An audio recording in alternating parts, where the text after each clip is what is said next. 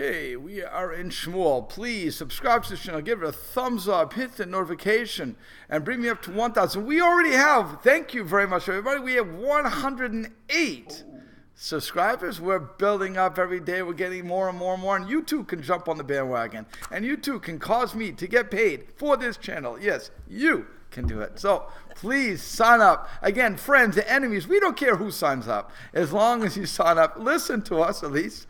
Okay, I think it's important to listen. And also to give comments, if you will, and to join in. But like I said, get everybody to sign up, subscribe, hit the notifications. Thank you. Okay, we are in chapter 18, verse 14 in the book of Samuel. It says, Vayi David the Chol Dvarav, and David was in all of his ways maskil. He was successful. Vashem imo, and Hashem was with him. Okay, and Rashi says maskil. How do I know what maskil means? Successful, because Rashi identifies maskil as matzliach. Really, maskil comes from seichel, to be intelligent. You have seichel, right? We always hear you always hear your mother saying, "No, use a little bit of seichel." Okay, so when somebody has seichel, when somebody has intelligence, they're going to be maskil. By the way, maskil will turn out to be historically later on our name for apikorsim, askilim, the maskilim, the ones who use their intelligence, as it were. It's interesting that history called, I'm not sure who gave them the names of maskilim, but they were the ones who tried to show the Torah wasn't from God. What's the spelling on seichel? Sin, chaf, lamed, right here. It's a chaf instead of a kaf. What? That's it. No, same way. Same letters. Same letters. But here we're pronouncing it as a kaf, and no wait. So Maskil is a chaf, yeah. Oh yeah, but okay, it's the same letter though. Yeah, same thing. Interesting. Yeah. Okay. So, but like I said, we're seeing he's successful in every way. So the Malbim says, "Vahi David tachat sha'ad ata."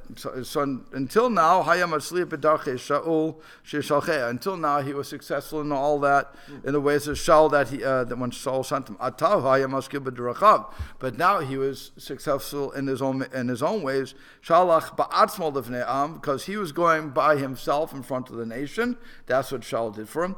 Vaya maskil Rasulimo osa hakol b'haseicha v'dad. Now Malbim is taking this word maskil to be the way that it normally would be. So he says when he was maskil, successful, what does that mean? Everything was done with the seichel and knowledge. So he was using his intelligence, and that's what made him successful.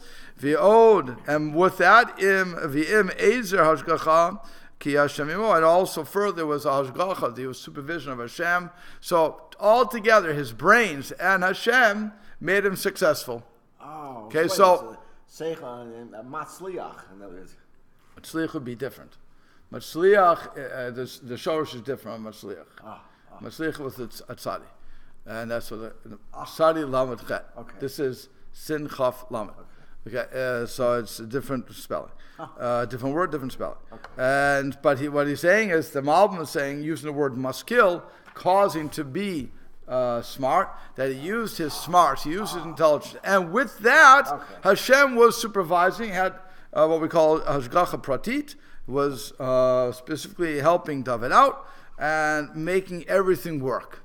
Okay, so now again, Shaul is messing himself up. If he would, the expression is, keep your friends closer, keep your friends close, keep your enemies closer. Right? You know the expression. Okay? So that's what he was distancing himself from David, because and that's why we were sending him out alone, saying maybe he'll die in war. Okay, that's what he wanted. Yeah. He wanted David to die because he knew that David, or he had a feeling, he didn't know, he had a feeling that David was the one to take over. He knew he wasn't going to be there. He knew Shaul knew that Shaul wouldn't do it. So now he has to try to figure things out. Okay, fine. So Vayar Shaul. So Shaul saw Asher hu maskil ma'od, that he was very successful. Vayagar mipanav, and he was afraid from before him. Vayagar, that's what it means. Vayagar is afraid. So what it means is the Malbim says Vayar Shaul bezerah. With this, He saw Shehu Maskima'o, that he was very successful. Ba'aflaga ad shelo yechol asola muma, that nothing could, you couldn't do anything to him. V'yagar mipanav shezeh memora zeh yoti memora. This is even worse sort of fear that we mentioned before. He's really what we call in Yiddish zittering. He was really starting to worry. What am I going to do? Tzitzis are on Tzitzis is on the fringes. I know that, but I know what you mean. But zittering is, again, I don't know. Certain words, my mother's words just come to me, and that's, I know zittering from the context means you're really doing a lot of worrying for nothing here. When it says he was successful in all his ways, so far all that we've mentioned here is that his military. Correct. What was he doing then? Just in terms of leading the troops, he was successful. What else was he? Well, people loved him. Yeah, I mean. So people loved him. Normally, when if you have a drill sergeant, you don't love him when he's trying to do all those push-ups. Okay? It's only when you realize that he saved your life that you have appreciation for the drill sergeant. It starts with Goliath, right? Right. Well, with Goliath, they see that he's the one who is a nice hero. And then he became successful leading the troops. It's also leading the troops. Yeah. And so even if you become lucky one time, to constantly lead the troops and and you're going out in front of them. What do leaders normally do? They send you. Here he's leading them, and he's still beating them. That's what they. One of the things, I think it was Kennedy, Joe Kennedy. Father. I'm not sure. The pilot.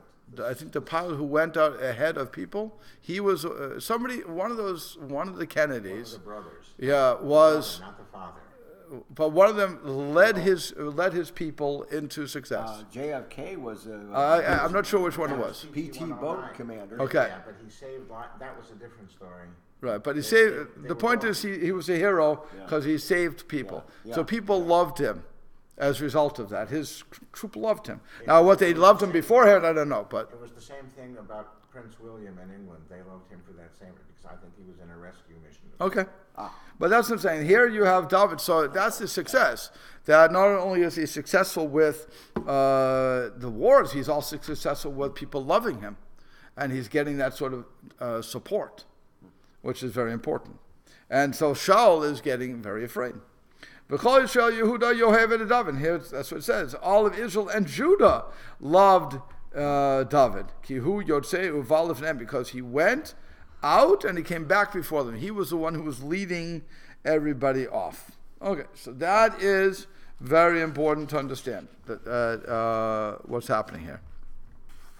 And he says, "V'chol Yisrael uvazeh lo haya b'kocho," and this, the fact that all of Israel loved him, was not in his power. La'asol lo ma'uma ra, so it wasn't in Shaul's power to do anything bad to him. Ki gadla kinato ve'yavto, because of his great jealousy and his great hatred for him. So even though he wants to, but it's still not within his power, because if you take out David, you're the one that put David up. So now if you want to take David down, you have to have a good reason. You have to have, he did something wrong, but everybody loves him. And by the way, if you think about it, if you just go back in history, if you will, what happened when Shaul said, whoever eats from, until we win this war will die. And Yonatan, his son, doesn't hear that. He wasn't there for the decree. And he eats some honey. And there was a lot of problems as a result of that. Shaul wanted to kill his son because he had to. His son was in rebellion against his father. And all the people said, no, how can you kill him? He saved us because a miracle happened. Clearly, God doesn't think he's deserving of death. So if God doesn't believe he's deserving of death, we can't kill your son. And he backs off. So he already knows that the people have power. Yeah, in order to be a king, you have to have people, right? So if the people are going to leave you, then what are you king over? Nothing. So he wants to maintain his group. And he already knows, they already know that he's willing to give in to social pressure. Saul is. Saul's already willing to give in to social pressure. So once you've played your cards, and you have no cards left, now even if I hate my opponent, I can't do anything to him because I put him there, and now people love him. So really, he's in a no-win situation. So he says, Vayomer Shaul el David. So David said, Shaul said to David, Hine biti Gedola Meirav. Behold, my big daughter, my oldest daughter, Meirav. Ota ten lecha leisha. Her I will give to you as a wife. Shaul Amar, and Shaul said, and Rashi, well, I'm going to tell you ahead of time. Rashi, he's saying to himself. Shaul is saying to himself. Okay? He's not saying it's just David. Alti yadibo, told that my hand be against him. Utihibo yad Pelishtim. Rather, let the hands of the Pelishtim be against him. Okay? So he's being a nice father-in-law. He's saying to him, Tzaddik, look, I promised you my daughter, Meirav is my oldest daughter. She's going to be your wife. Very nice. And his heart, he says, Is she beautiful? Everybody's beautiful in their own way.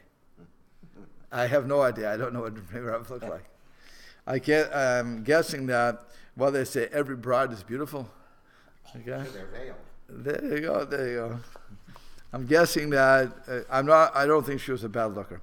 So Rashi said, Malbim says, and Vayomer Shaul, again, we're looking at when Shaul is speaking to himself. He says, where is it? Okay. There's a second matter. She wanted to prepare for David a trap. She says, here is my oldest daughter, the one that he gives his daughter to. He is the one who is going, I said that he has to guarantee success against the Pelishtim, right? If whoever beats the Pelishtim will get my daughter. That's what he said. So he should have given him the younger daughter,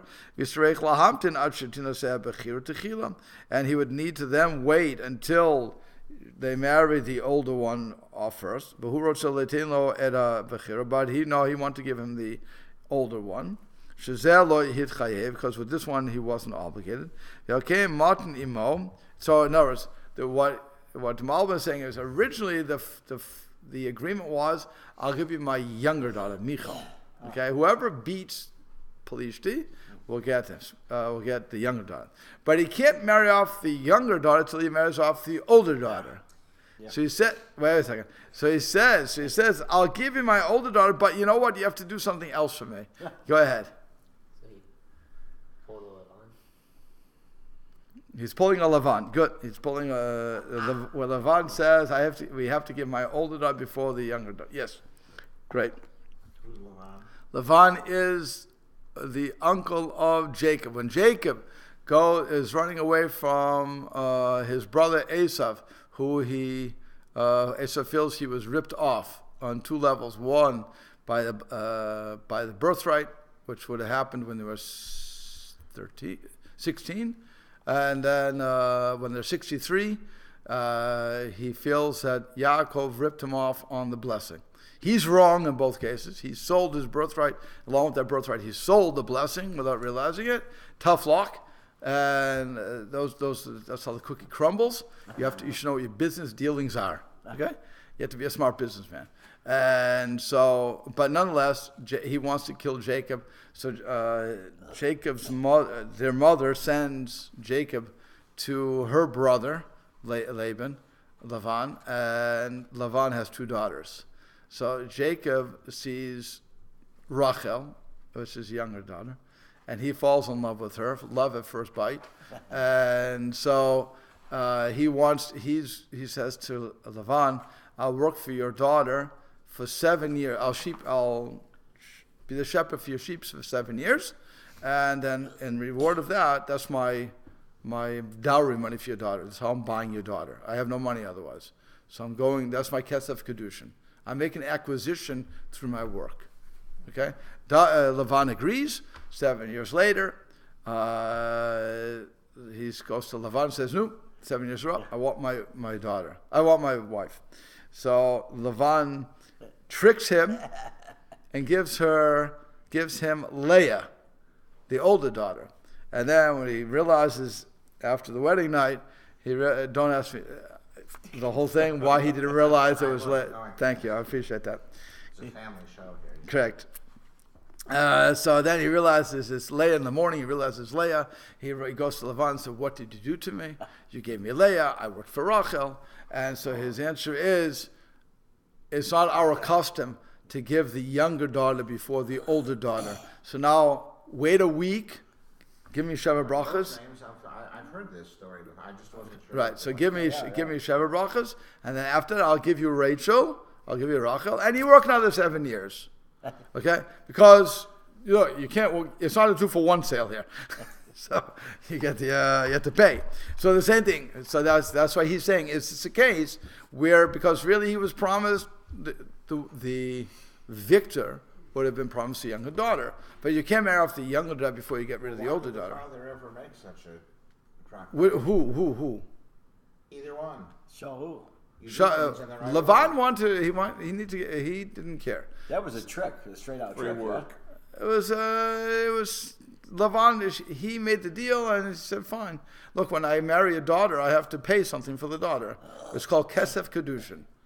When you give a ring to your wife, that's or the ketubah or whatever we're giving her, that's called kesef kedushin. The woman doesn't come for free. Even in America, the woman doesn't come for free. We have to give the woman something. So you're doing the same thing. In the old days, you actually would ask the parents. And what about a dowry or some other thing? So the father usually gives a dowry. The father gives a dowry because he has to convince a guy that's worthwhile, but the guy still has to give money to the father. Bribes later, they have a happy wedding. Yeah. Basically, it's not bribes; it's acquisitions. We like to call them acquisitions. Yes. Well, it really is. It's not a bribe. I'm buying They this. have the same sale at Gurley Leap. They call it the $37 acquisition sale. There you go. Okay. So now here, it seems to be doing the same thing, where the king said whoever could beat Goliath would get the daughter. So that was understood to be the younger one, apparently. That's what Malbim, I'm not sure why Malbim is forced to say that, but apparently that was what it is. We'd have to go back to the previous thing to see was they actually say Michal or not. But he says, no, I'm going to give you Meirav as a result. And with that, he didn't work for her yet. So now you have to work. So he says, okay, matna imo tanai, and that's why he says, achayali lebencha, so you have to prove yourself to me to be a valiant person. Kavan Shaul haita be'emet she'ipol b'mechamad.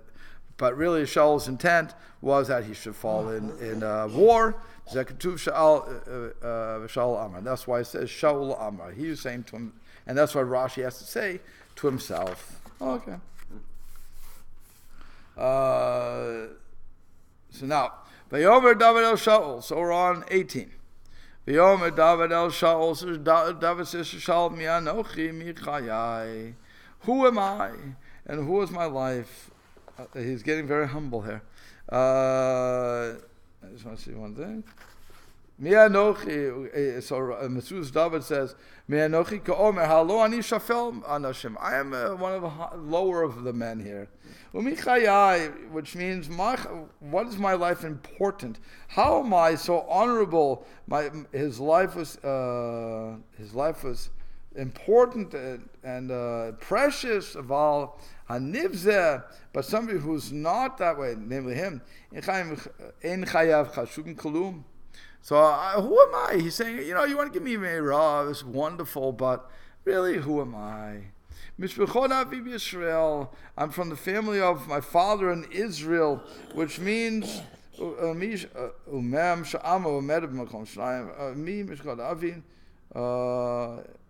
other words, I'm from the youngest, fine. I should be the son-in-law to the king. That's an interesting question. Fine. So now, Malbim says, Vayomer David, Lo Amar Ata, Kamoshikatu, Ve'anochi Ish Rosh V'nikla. He doesn't say now what he will say in a couple of psukim here, that I am a lowly person. Ki huftach lo, gam ki ken osh v'gadol, because he was certain that it would also be rich and big. V'zeh haya lo eitzol Shaul b'malva, and that would be considered to Shaul like a malva is the person who gives the loan. What do you call that? Thank you. The lender. That's why you go to college. Okay. Like our rabbi say in Sanhedrin, Yeshlo Mohar Matan Rav, that he had a lot of gifts. Rakamar Derech Achna, but he said it in a way of humility. Mi anochi, who am I? Lo Derech Siruv, not in a matter of stubbornness. Like will be explained. Okay, it's not just being stubborn. So it was at the time that Merav, that you would give Merav, that Merav, the daughter of Saul, was given to David. So it's in the time that of the giving. Which means Rashi says, when the time came for this marriage to take place, and they were still working to give it to him. Nit galgela davar, something the matter changed, as it were. Adriel, and she was given to Adriel, a different guy. So here she's engaged to David. Somebody comes around and and gets her. Okay, so again, he was given to Adriel Machalati as a wife. Not a very nice situation. Have we ever met him? No, never. He's out of nowhere. He's just a character that's brought into the picture. Yes. The way it seemed that David was talking, that wouldn't have been a problem. Even though it was like the part of the deal, the agreement. David was saying, who am I to be the king's son-in-law? Unless I was just feigning humbleness, just as a conversation piece. Where really, this is the deal, we're going to go through with it. If I have to say, I'm not important enough, whatever, all right, nice, marriage, move on. It seems that he was already saying, if we're going to take it literally, he was already saying, who am I to be married to the king's daughter, to be the son-in-law of the king? Correct. But it's still set up. But it's still set up, right? That's what he's just saying. No. Even if he was sincere in his statement, the point that he had, and let's say he was sincere for a second, okay? The bottom line is, the king said, "You're marrying my daughter." You have an executive order. You're marrying my daughter. Okay, so that's your reward. You have to do some stuff for me, but that's your reward. Okay, fine. So now what happens is they're setting everything up. The invitations were sent out. Merav is you're invited to the chuppah. Merav is going to marry David, blah, blah, blah. Okay? And then he invited all his families. Everybody's got their Evites on the internet. It's tremendous. Have they picked out finger towels? They picked out everything. They went to Beth and Beyond, whatever it's called, okay? They didn't go to Walmart. They have all the good stuff coming in, okay? And they even have the furniture from that place that you build it yourself. What's it called? The wicker basket or something? Yeah, IKEA. IKEA, there you go, okay. They have all the stuff coming in, fine. And then what happens is suddenly Adriel comes, swoops in, grabs her, and has his way. Now, that's what it sounds like, right? The day it was going to be done, suddenly Adriel comes in. Who is Adriel? What's going on here? We never met Adriel before. Yeah. He's Machalti. He takes her. Okay. Sorry, does Machalti mean... Machalti is a place. Okay, it's a place, not like a different nation. No. Okay. Yeah, it's Mechalalite, that's what they say. Yeah. So, it says like this. Malbim goes into this explanation. It says, "Vayi rak shebe'edit askulo letetlo merav." So it was in the time that they were again busying themselves to give him to Merav. So kara mikra v'kinitna the Adriel. So apparently something happened. We don't know what happened. A mishap happened that she was given to Adriel. Shidkadsha shlomidat avia. She wasn't mikadeshet to him without the intent, without the knowledge of her father. Okay, now she was mikadeshet means she was set aside. That this in Jewish marriage you have two stages. Where I'm mikadesh the woman, where I set her aside from everybody else to be my wife, and then I have nesuin, where I take her into my house and I make her, and I live with her. All right, so it's like a proposal that you're So the reason I don't like engagement is because when it comes to mikadeshet, in order you can't break the engagement without giving her a divorce. Mikadesh, Is it called a get? I would have to give the woman a get. Yeah. Because they haven't. I know but she's married. She's stage 1 marriage. She's been taken off the market. Right, she's off the market, totally off the market. So if I want to now get rid of her, I have to give her a divorce when she's mikadeshet. Until that point, there's one more stage that nobody really does anymore. It's the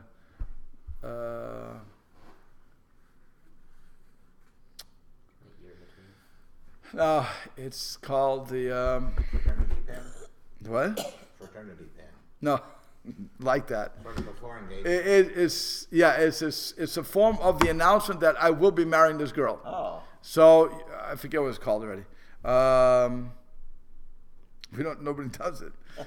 But it's when you would set up, you would actually have a contract that I'm going to marry this girl, blah blah blah. It's not mikudesha yet, but there's something there that I can make it up so that if either side breaks, they have to pay for the for whatever is going on there. Is an announcement of intent, in other words.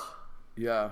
I forget what it's called. I can't remember what it's called. I saw one. Something in halacha that? Yeah, I saw one time that this happened. Wow. No, again, but I'm not sure. I forget what it's called. It's not mikudeshet. I'm not mikudeshet the woman yet. So what happened? I mean, Tanayim. That's what it's called. The Tanayim. All right, so that's the first one. That would be the very first. If I want to make Tanayim, so then I'm not mikudeshet here yet. I'm just we're announcing basically. So what happened when people do make announcements, and then they have a void? No, but what happens again? Today we put the two together very quickly. Yeah. So at the chuppah when we say Harei mikudeshet. But this formal announcement, halachic announcement you talk about, nobody does. No, but we do make announcements. You know when you do Tanayim for the wedding now, right before the wedding, that's when your wife broke the plate with the other machatana stuff. That's Tanayim. That's Tanayim. That I never heard of. Yeah. If you go to an Orthodox wedding. Oh, I thought that was in days gone by, the 1 year advance thing. No, Mikudeshet was 1 year in advance. Oh. The Mikudeshet. But you make an announcement. Mikudeshet is that what we do? What do we do under the chuppah today? Two. You're doing Kedushim and V'Nesuin. You're doing both. We don't trust you. What's the business with the plate? What happens is, okay, I can see we're going to get... No, fine. What happens is like this. When you...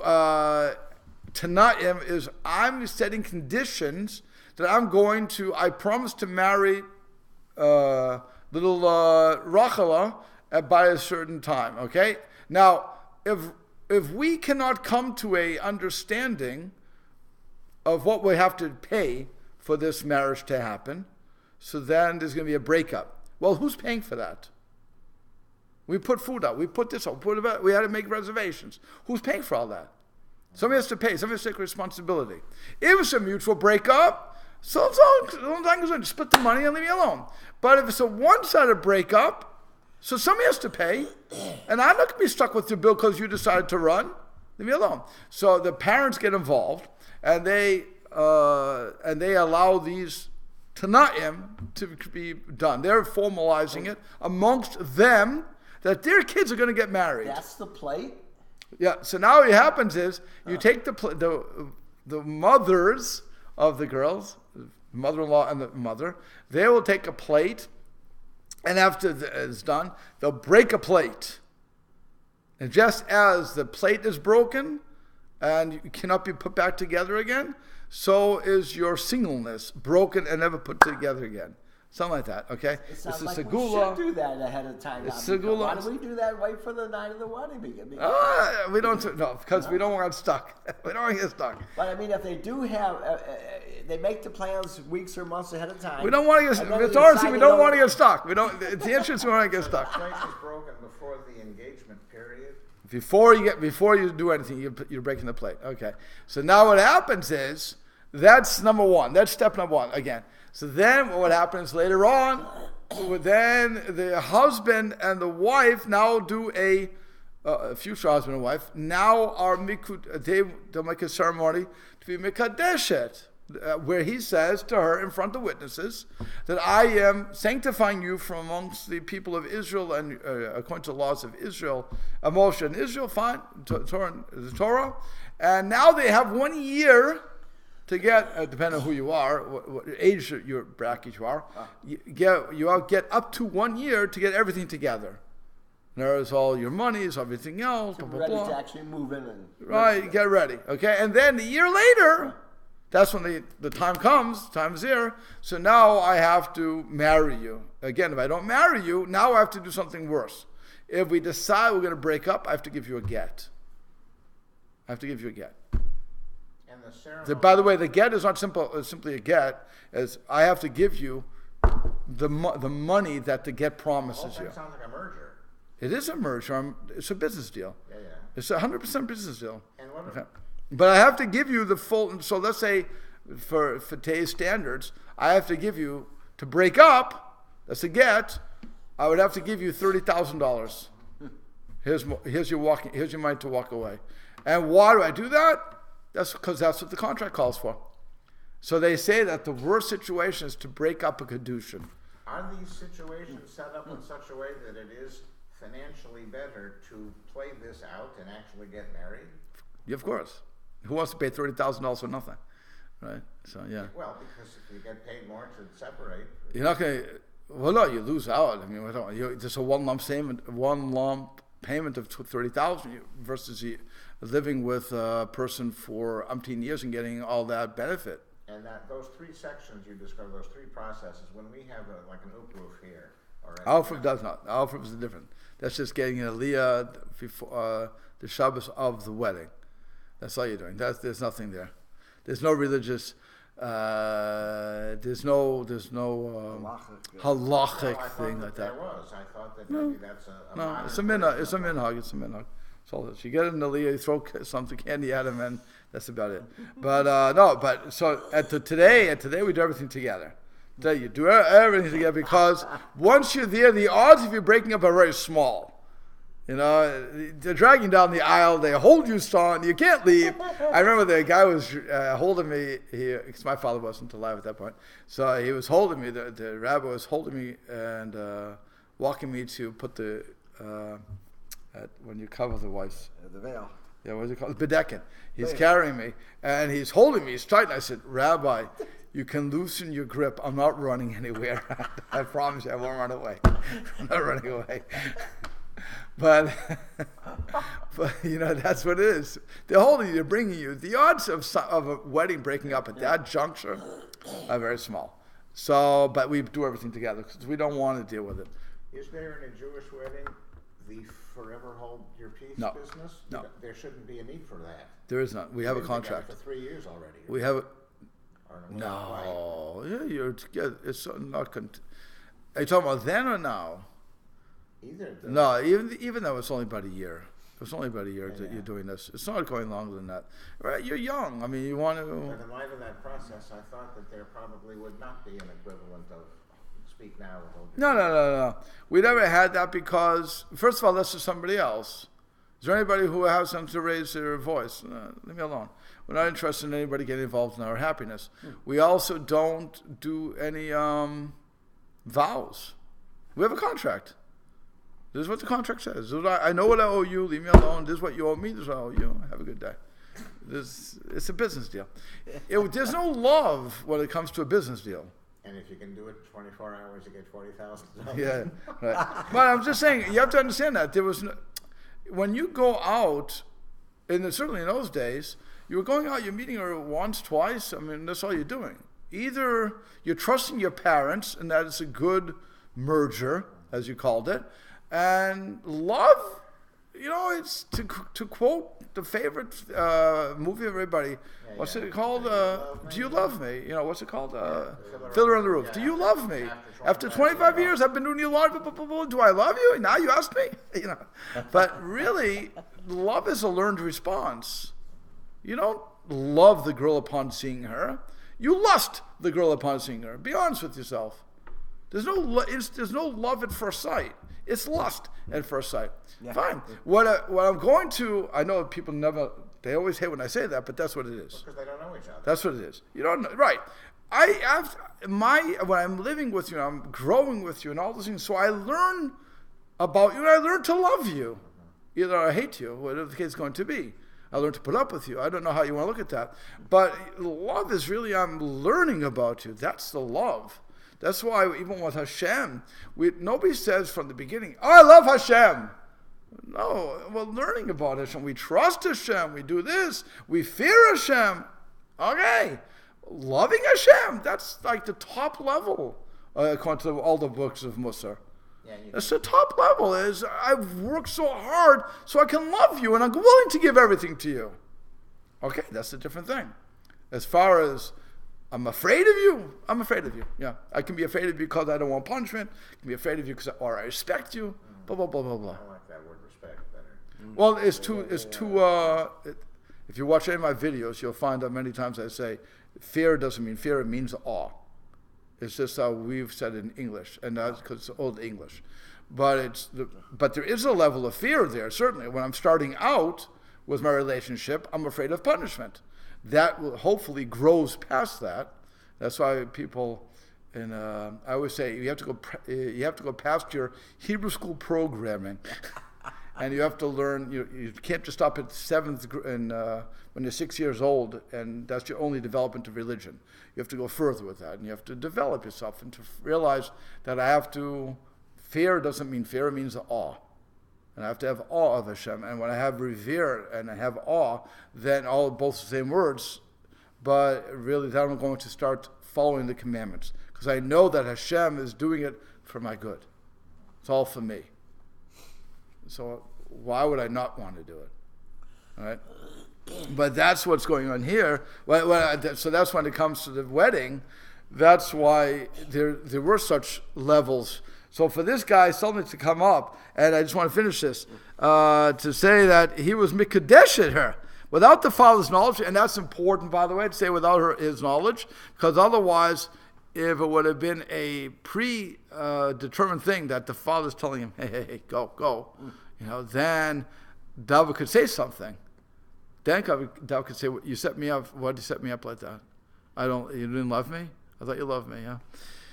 So he says, "Ki gadola hayta," because she was the biggest. V'chmenu zechon levracha poligi im kiddushay David meirav hayu kiddushay taub. So now the rabbis are having a discussion as to whether or not the David's kiddushin to meirav was made a mistake. He kadsha b'malveh shela osher, because he sanctified her with a loan of the rich of money, of richness. She'uvtach me'am Yisrael, me'am Shaul, that he was guaranteeing from Shaul, v'eina mekudeshet, and therefore she would be mekudeshet, because you can't marry a girl with a loan. I'll marry you with somebody else's money. Okay, that's why, by the way, it was there was the case where the brother didn't have the money to pay for the ring, so he asked his brother. The brother asked brother, "Can you do me a favor? Loan me money for the ring." Yeah, okay, no problem. So here's the money. He buys the ring. The brother has to say, brother A is the one who's getting married. He asked brother B for money to get the loan. Brother B has to say to brother A, "This is your ring. You owe me nothing for the ring. It's totally yours. I have no stake in this." Okay? Because what happens, if he doesn't, the woman that brother A marries, gives kedushin to his wife with brother B's money. You can't do that. It's not kedushin. He pays him back before the wedding. Oh, that's something else. But I'm saying if he hasn't paid him back before the wedding, he has to say it's yours. It's totally yours. 100%. That's why they ask you under the chuppah. Is this your ring? Do you solely own this ring? Yes, I do. If somebody would come up and say, "No, you don't," or he knows he doesn't, it's a mekach taos.